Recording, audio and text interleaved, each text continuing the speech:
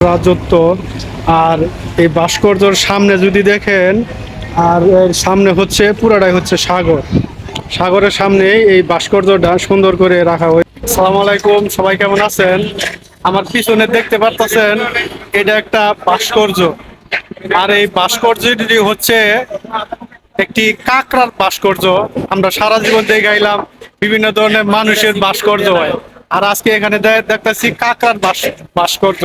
আর এটা হচ্ছে মালয়েশিয়ার অত্যন্ত সুন্দর একটি জায়গা, এটা হচ্ছে পোর্ট কেলাং। আমি পুরা ভাস্কর্যটা আপনাকে দেখাতে চাইতেছি, দেখেন কিরকম দেখা যায়। এই হচ্ছে ভাস্কর্য, এটা হচ্ছে কাঁকড়া বানাইছে খুব সুন্দর করে, এখানে হচ্ছে কাঁকড়া রাজত্ব। আর এই ভাস্কর্যের সামনে যদি দেখেন, আর এর সামনে হচ্ছে পুরাটাই হচ্ছে সাগর। সাগরের সামনে এই ভাস্কর্যটা সুন্দর করে রাখা হয়েছে। আমি যদি দেখাই একটু আপনাদেরকে, একটু খেয়াল করে দেখেন। এদিকে হচ্ছে এই হচ্ছে সাগর। এই সাগর, এখানে আছে স্পিড বোট, এখান দিয়ে চীনাপট্টি আছে, সাইডে চীনাপট্টিতে যাওয়া হয়। আসলে এই ভাস্কর্যটা দেখার মতো একটা জিনিস, খুব সুন্দর একটি জিনিস।